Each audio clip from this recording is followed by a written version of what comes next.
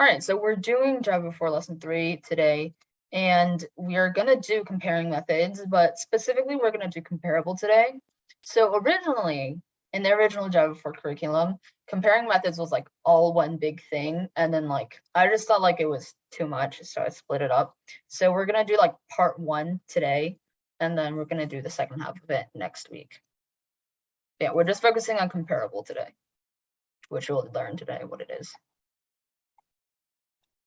All right, so just a quick review. So comparing methods were sort of mentioned when we talked about tree sets and tree maps way back in Java 3, if you were there. So essentially, if you remember, tree sets are essentially like lists, right? They contain a lot of different things, just like arrays and array lists. They just order it so that they're in a specific order. So for example, if you entered in a bunch of integers, then it would be ordered from like least to greatest, right?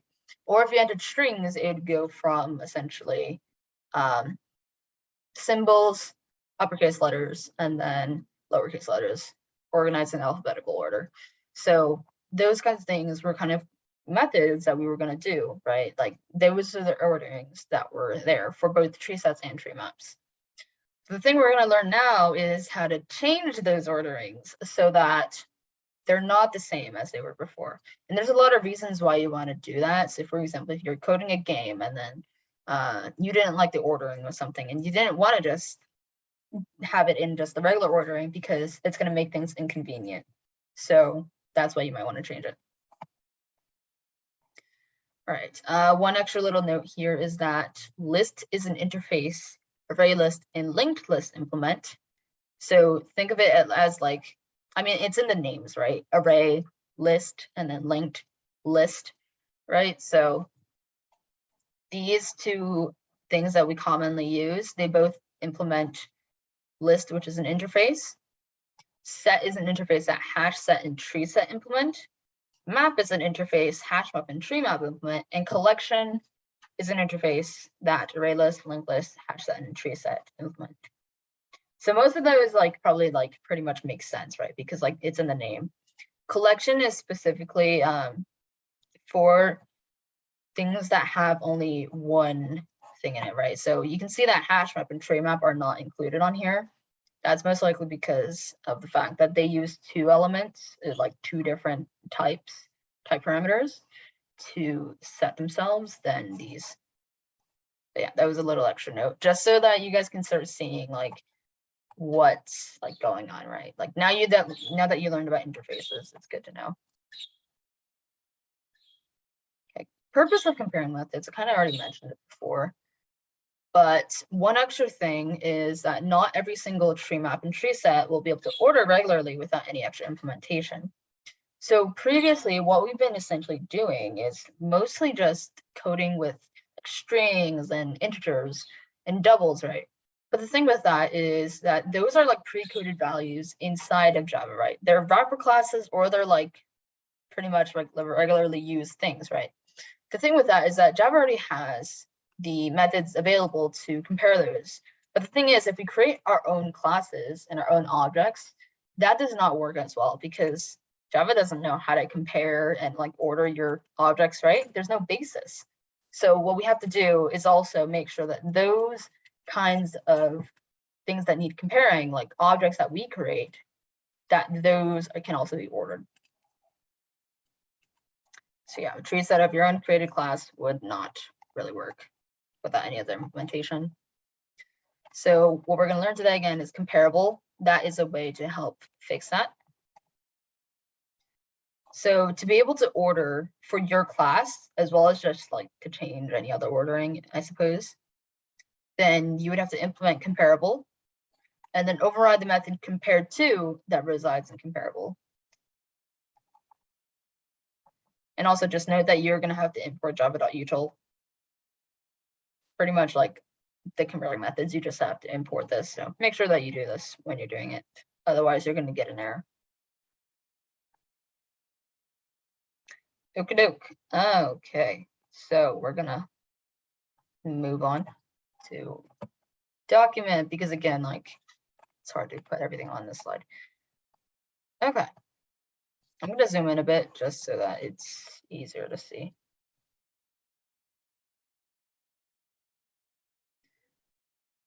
Okay, let's start down here first. So the thing with this, right, is I'm not going to give you guys the links so far. So kind of pay attention to what it's going to do. And you guys should tell me what it's going to do.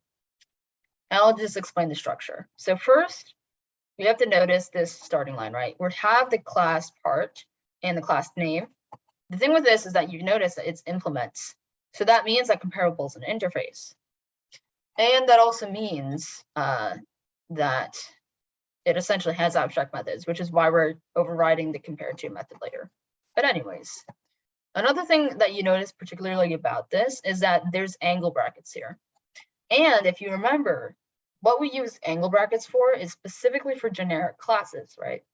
So that means that comparable is an interface that is also a generic class because of these angle brackets and the fact that we're using the keyword implements.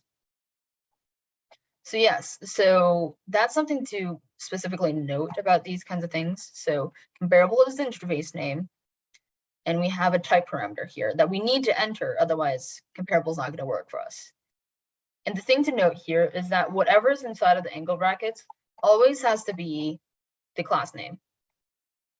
Because like we're using comparable for this class that we created, which is random. So we have to make sure that we have that there. Okay, that aside. This part I shouldn't need to explain too much. That is just setting the instance variable A. The important part is this part. So we have a public int, right? So this is essentially just an abstract method from comparable. So you have to make sure that you have exactly the same things, right, as I have up here. So you have to have public, you have to have the int return type, you have to have the compared to name spelled exactly like this in the same capitalization. And then you have to have whatever class you're using the comparable on, and then just an object name. So the thing with this, right, is that if you try to imagine what this might have looked like when we're creating comparable, like the Java developers were creating comparable, then essentially what this compared to might look like is it's saying that whatever the type parameter is that the user enters, that is exactly what we have to use here for the parameter.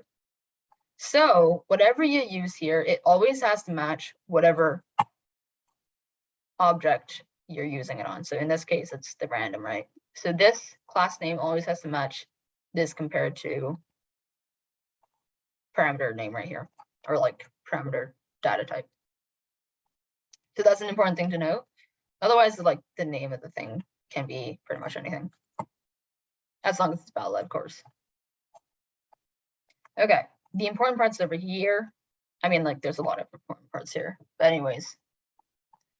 Okay, so what's this saying, right, is it's saying if this A value, whatever it is less than the r.a, then we're returning 1.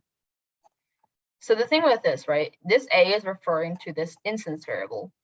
So we're using this instance variable as a comparison, like as a way to compare the two objects. So what we're saying is if this A, which corresponds to this A right here, is less than this object's A, so like another object's A, which might be completely different from what we have right now. If it is less than r.a, then we return 1. So you might be like, oh, what is this? What does this mean, right? Because like it's a random 1. And I'll explain it in a second. Later on, we have if A now is greater than r.a, so we're thinking about like the other side of other possibility of what might happen. Then we return a -1. And then lastly, we just return a 0 if none of those values are true. So if you think about this, right, the only way that it would ever return 0 is if A is equal to r.a. And that's exactly what we want to go for. But yeah. So just to kind of quickly explain what the numbers mean. So if you think about it, right, so the 0 is like neutral, right? Like there's nothing with it. So it's not negative, it's not positive, it's just 0. That's kind of the point of using the 0. The 0 just represents everything is equal.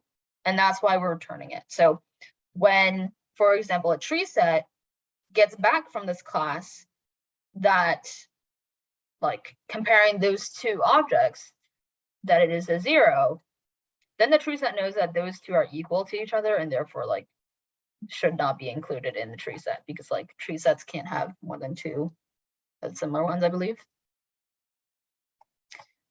On the other hand, with these 1 and this -1, then it's saying, okay, the usual ordering would be if A is less than R dot A, it would return -1. So usually if in a regular single tree set that has not been altered, then if you say A is less than R dot A, then it will return -1. And that -1 signifies that this A is less than R dot A.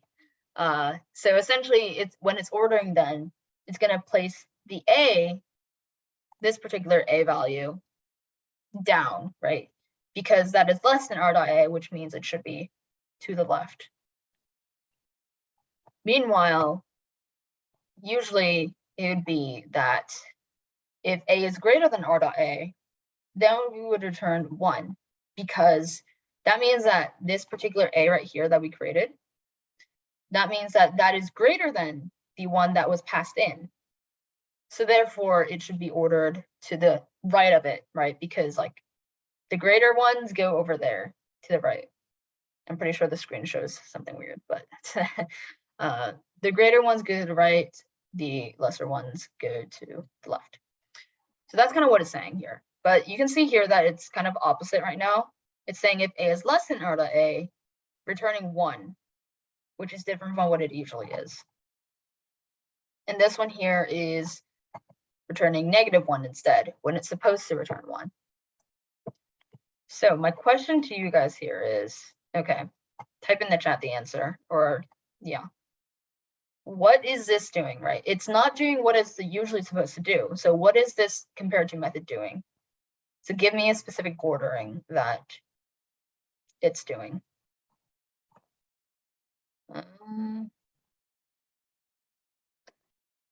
All right, so like I was saying, this is going to go from greatest to least now, because usually when this is this, right, it's going to return -1. But now we're saying 1, which is like the complete opposite of what like it's supposed to do, right? Like instead of saying, okay, this variable should stay here, now by saying return 1, then we're saying that this variable should actually go above the one that's being passed in. So therefore, that means that this is reversed of the original ordering. So now, again, because like we have return -1 now, it's like completely opposite. And the return 0 just saying like, if it's the same, just keep it the same or something like that. Okay, and then there's just the toString method. And then for this one, it's just making it so that when like we're printing out objects of random, that makes it easier to differentiate between the two of them, or like all of them. So in this case, I'm just returning the A integer variable. Okay, and then quickly, there's a tree set and then a random to test out our code. And then I'm just adding some random objects here with like integer variables. And then we're kind of just printing out the tree set. So this would return a list of all of the everything in brackets of like what the objects are. And if you run it later, then you'll see that it does indeed order things in reverse order. All right, I'm gonna zoom out. Does that make sense? So scale of 1 to 3. 3 being like, this completely makes sense. Give me a number.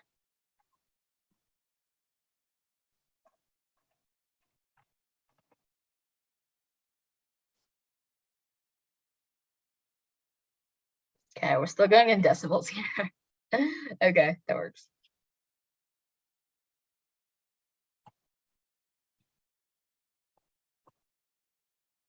Okay, quickly, just kind of going over this stuff. So this is kind of just like an explanation compared to that I kind of already went through, but essentially by overriding the compare to method that is in the comparable interface, we're setting our own ordering rules. So again, you can see that like you can make it so that it orders from greatest to least and so on. So that's kind of what I did with that example. You can determine for yourself what kind of thing you base it on. So for example, I based mine on the integer a, right? But you don't have to do that. You can base it on something else. So for example, you can base it off of a string. You can base it off of a double. There are other things you can base it off of, but it's just like, it gives you more freedom. Because like every single class is going to do something different, right? Or at least hopefully. So you can determine for yourself what you base your stuff on. This is probably not accurate, so don't look at that. It's probably confusing. But yeah, essentially, usually for a regular tree set, right, it's going to return -1 if the object is less than the object passed in. It's going to return 1 if the object is greater than the one that is passed in. You can take a look at that later, but also like it's not technically accurate since this was based off of another example, and I apologize for not changing this.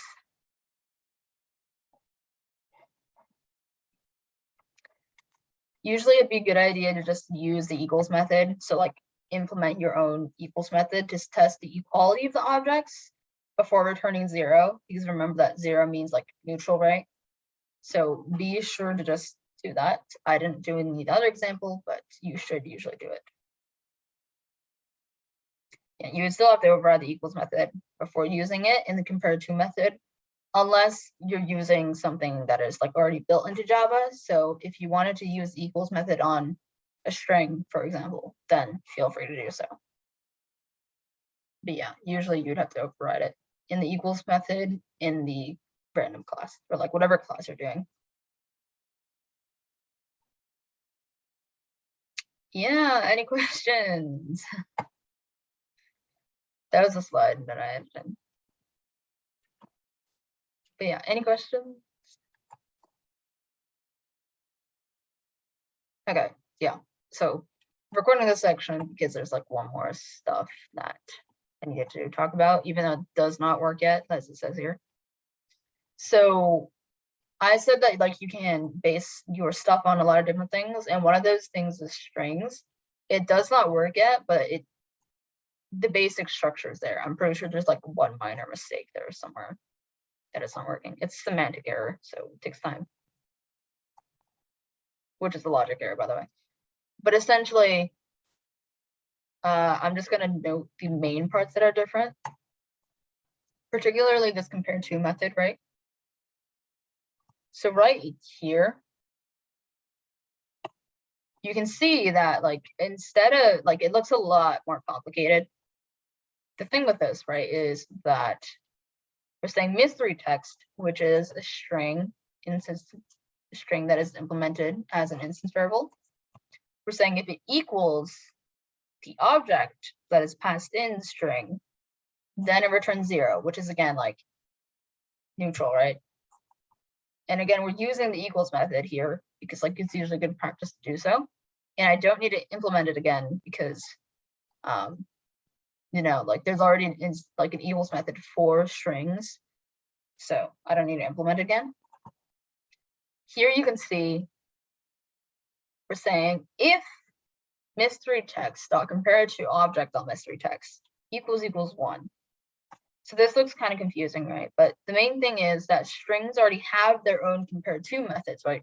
They already are able to order themselves based on their own orderings.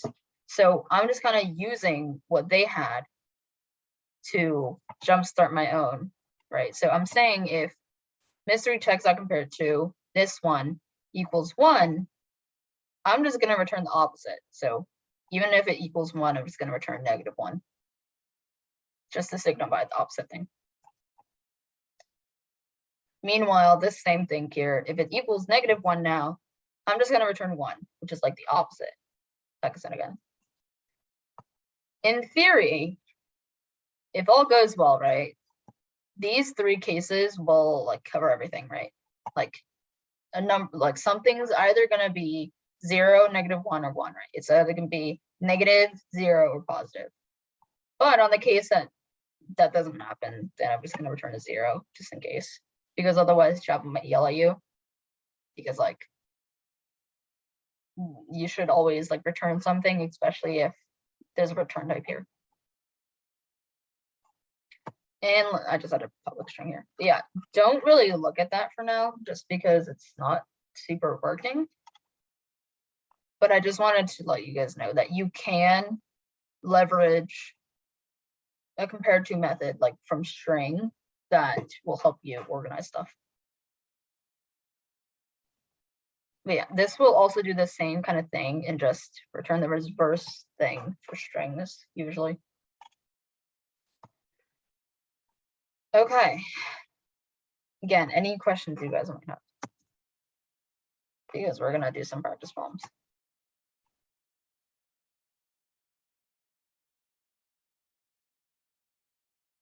All right, so we're kind of just gonna do this problem for the class problem. And yeah, it's not the best problem, but essentially if you ignore everything like below this, essentially, just try to code a comparable class, something that implements comparable, that sorts things in backwards order. So essentially what we did before, try to use it off of strings and try your hand at that. And again, like trying to mix things up so that you know how to use it, because this can be a pretty useful skill. And it also helps you get more familiar with interfaces, as well as how to override stuff and how stuff works in general. So it's a good skill. Make sure you do the problem to see if you really understand. And if you can, don't look at the notes while you're doing this to see if you really understand. And then that's how you know you're good on this lesson. All right. Of course, like there's other stuff you might want to review, but for the most part, if you can code this without any problem, then you should be good. Besides that, next week we will be doing comparator, which is another comparing method. So that's going to also be interesting. Stay tuned and be sure to review if you have any questions.